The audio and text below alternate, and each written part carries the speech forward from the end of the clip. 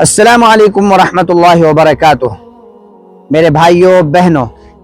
آپ حضرات کی خدمت میں اللہ کے نبی صلی اللہ علیہ وسلم کی ایک حدیث بیان کرنا چاہتا ہوں، لیکن قبل اس کے کہ آپ کے سامنے وہ حدیث بتاؤں، میں مناسب سمجھتا ہوں کہ آپ کو اس حدیث کے متعلق یہ سمجھا دوں کہ وہ بہت ہی اہم حدیث ہے۔ آج کل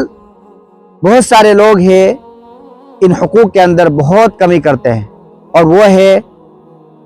نوکروں، خادموں اور خادمائیں جو گھروں میں کام کرنے والی ہوتی ہیں، جو آپ کے پاس ہوتے ہیں، یقیناً وہ امانت ہوتے ہیں۔ ان کے حقوق میں بہت کمی ہوتی ہے، کوتاہی ہوتی ہے۔ حدیث میں آپ کے سامنے بیان کرتا ہوں، حضرت عائشہ رضی اللہ تعالی عنہا فرماتی ہے کہ ایک آدمی اللہ کے نبی صلی اللہ علیہ وسلم کے پاس آ کر بیٹھ جاتا ہے، اور وہ کہتا ہے کہ اللہ کے نبی صلی اللہ علیہ وسلم، میرے پاس چند غلام ہیں،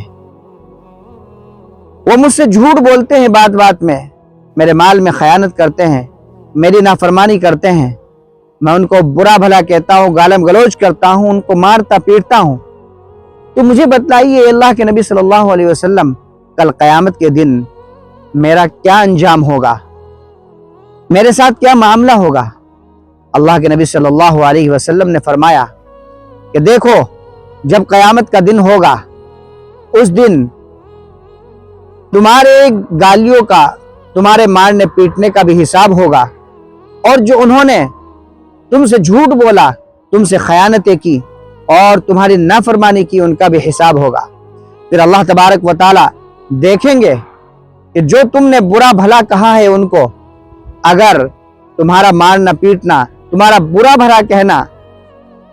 ان کے جرائم اور ان کے گناہوں کے بقدر ہوا تو تم پر کوئی حرج نہیں ہے، نہ تمہارے لیے کوئی ثواب ہے، نہ تمہارے اوپر کوئی گناہ ہے، معاملہ برابر سرابر ہو گیا۔ لیکن اگر معاملہ یہاں تک پہنچا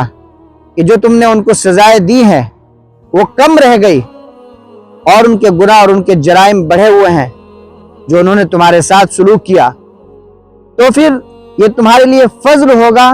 اور یہ تمہارے لیے انعام کا سبب ہوگا۔ اگر تم چاہو گے تو تمہیں انعام دیا جائے گا اور تمہیں اس کا بدلہ دیا جائے گا۔ لیکن اگر تمہاری سزائیں، تمہارا گالم گلوچ کرنا ان غلاموں کو یہ ان کے جرائم اور گناہوں سے بڑھ گیا، تو کل قیامت کے دن اللہ تبارک و تعالیٰ تم سے بدلہ لیں گے اور تمہیں سزائیں دیں گے۔ اس آدمی پر اس بات کا بہت زبردست اثر ہوا، اور وہ ایک طرف ہٹ کے رونے لگا، چلانے لگا۔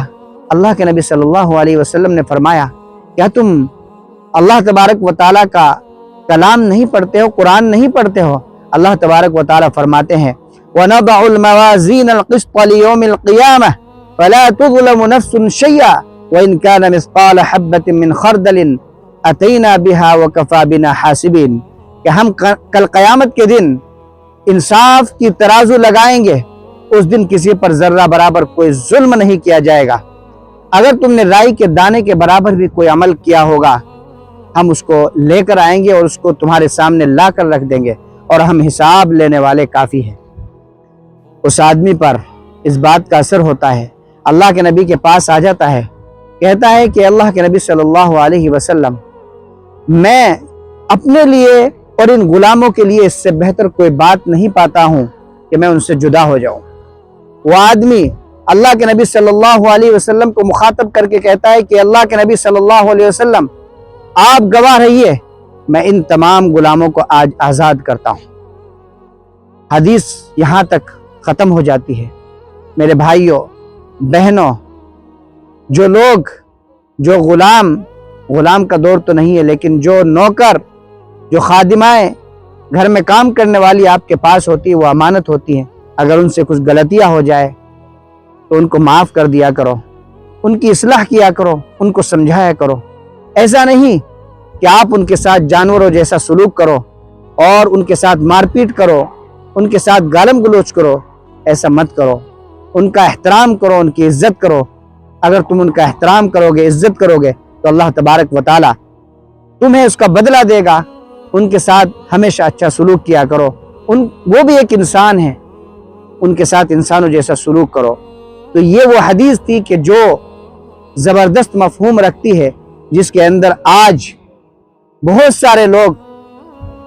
ان نوکروں